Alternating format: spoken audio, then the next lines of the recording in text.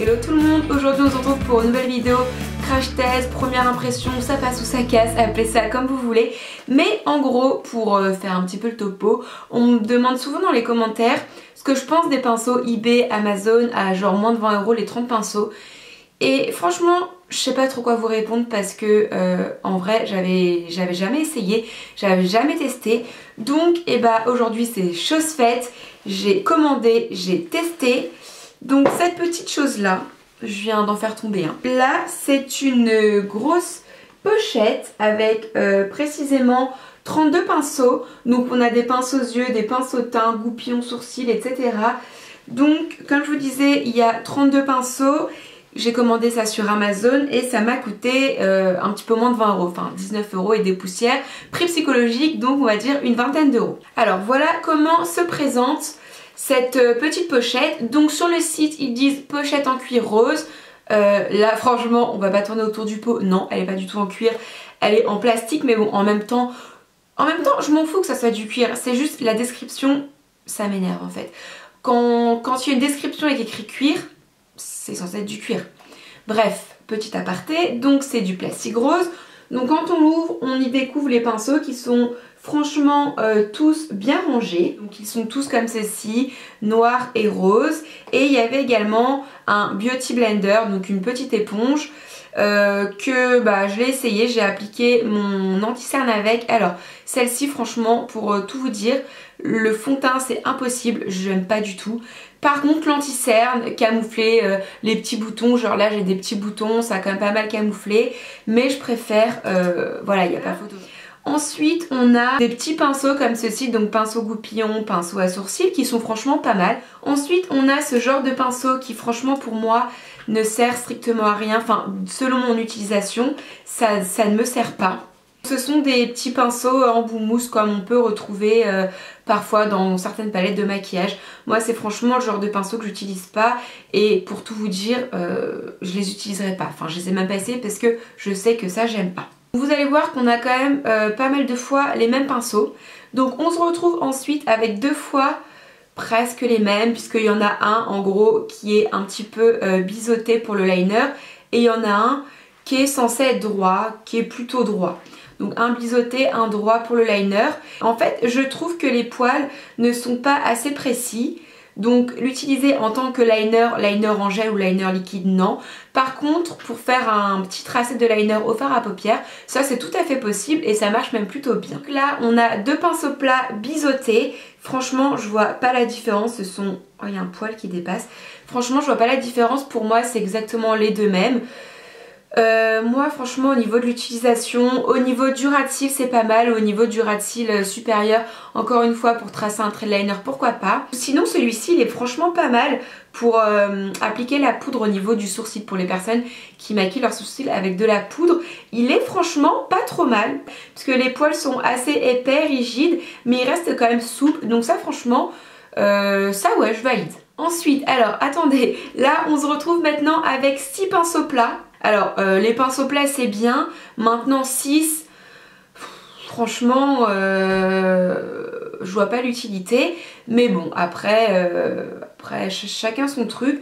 Donc franchement ils ont quasiment tous la même taille, ils ont quasiment tous la même forme. Alors oui il y en a qui sont un petit peu plus fins que d'autres, mais de là à en mettre 6, je suis pas d'accord. Alors après ils sont bien, enfin il n'y a pas de souci pour poser la couleur sur la paupière mobile en tapotant. Y a pas de souci, mais après voilà ça reste des pinceaux plats, puis enfin clairement 6 je trouve que c'est un petit peu trop. Ensuite on se retrouve avec 11 autres pinceaux plats, donc cette fois-ci je vous l'accorde ils sont quand même beaucoup plus gros. Bon je dis plat mais il y a celui-ci qui est plat un petit peu biseauté, donc pour déposer la couleur au niveau du coin externe. Donc d'ailleurs je l'ai testé hier ou avant-hier pour mettre la couleur au niveau du coin externe pour former un petit peu une banane. Franchement il est pas mal, mais encore une fois enfin on se retrouve avec on va retirer celui-là, mais bon on va dire 10 pinceaux plats quoi. Et au niveau des tailles franchement ça se joue à pas grand chose, donc voilà. Après en soi ils sont pas mal, je peux pas dire que c'est de la qualité de fou, je peux pas dire qu'ils vont tenir dans le temps. Ensuite, en termes de pinceaux pour le teint, donc là franchement je dois dire ils sont franchement pas mal. Bon, mis à part celui-ci qui est un pinceau pour appliquer le fond de teint ou l'anti-cerne, moi franchement je sais que je m'en servirai pas et pour tout vous dire je l'ai pas essayé parce que je n'aime pas appliquer mon fond de teint ou mon anti-cerne avec ce genre de pinceau plat. Par contre, pour petite astuce, pour appliquer des masques, bah moi c'est le genre de pinceau que j'utilise, donc franchement je pense que bah clairement ça va devenir mon pinceau masque. Et ensuite pinceau poudre, donc moi j'ai déjà essayé celui-ci pour appliquer un petit peu de poudre bronzante au niveau du creux de ma joue et franchement il est bien, les poils sont doux, donc bien entendu je les ai tous lavés une première fois avant de les essayer et je les ai lavés une fois que j'ai terminé de me maquiller avec. Donc les poils ne sont pas tombés mais bon c'est que de lavage donc à voir dans le temps.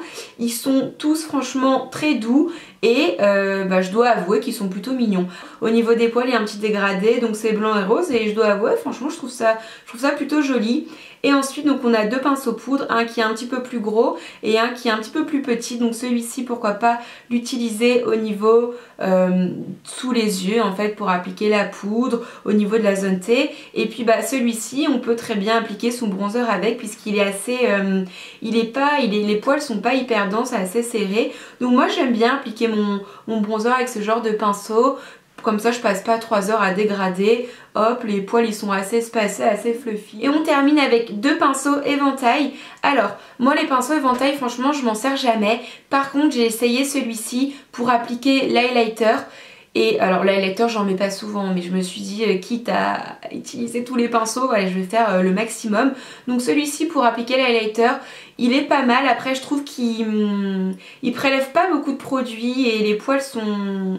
Je trouve que c'est pas hyper précis, mais franchement on peut pas se tromper quoi. Si on plonge pas le pinceau pendant une demi-heure dans l'highlighter, on en prélève, on en remet, on en prélève. Voilà, c'est plutôt pas mal, c'est plutôt simple. Et celui-ci je dois vous avouer que je l'ai pas utilisé, mais je pense qu'on peut utiliser ce genre de pinceau si jamais on a des petites chutes de fard à paupières qui viennent au niveau des cernes. Voilà, enfin moi en tout cas à l'école j'ai appris avec des pinceaux éventail, mais je dois avouer que ça fait au moins 8 ans que je m'en suis pas servi. Alors en gros le bilan de ce que je pense de ce petit kit. Franchement je suis plutôt agréablement surprise, je m'attendais à une qualité vraiment médiocre. Donc pour une petite jeune qui a envie de commencer, qui a envie de se lancer, qui n'a pas forcément le budget et qui sait pas quoi prendre comme pinceau, qui veut pas investir des milliers et des cents dans des pinceaux Sigma ou MAC, franchement pourquoi pas. Moi il y a quand même quelques pinceaux que je vais continuer d'utiliser, notamment les pinceaux sourcils, les pinceaux poudre teint. Je pense celui-ci, le petit pinceau éventail et un ou deux pinceaux plats.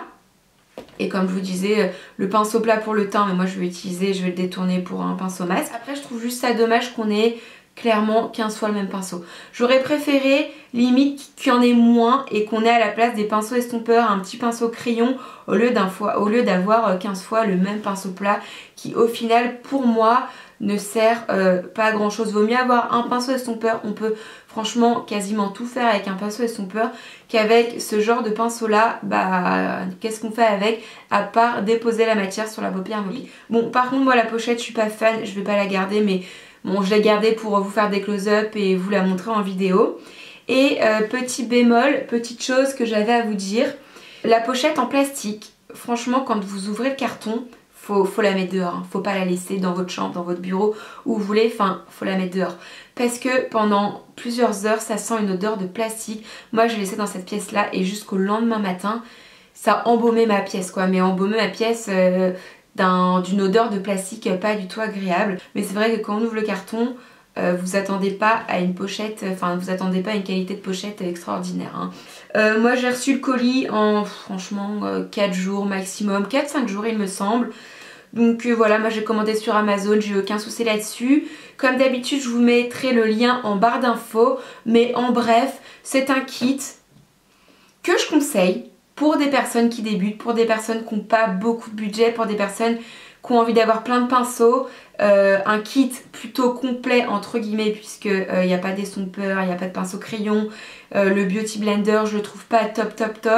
Mais voilà, pourquoi pas pour des jeunes qui n'ont pas beaucoup de budget, qui veulent se lancer dans le maquillage, réaliser des tutos, faire plein de choses, avoir du choix de pinceaux, au final sans trop avoir le choix puisque il n'y a pas non plus des mille, voilà, il n'y a pas non plus trop de différence de pinceaux. Maintenant je pourrais vous répondre quand vous me poserez la question sur les pinceaux pas chers, ce que j'en pense quand vous m'envoyez les photos, etc.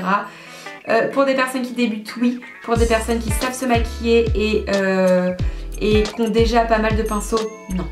Donc voilà, ma vidéo est maintenant terminée. Donc si jamais vous avez des questions, si jamais vous avez vous aussi testé des kits de pinceaux pas chers, si jamais vous avez des pinceaux pas chers que vous recommandez, comme par exemple ELF, etc., et bah dites-le dans les commentaires.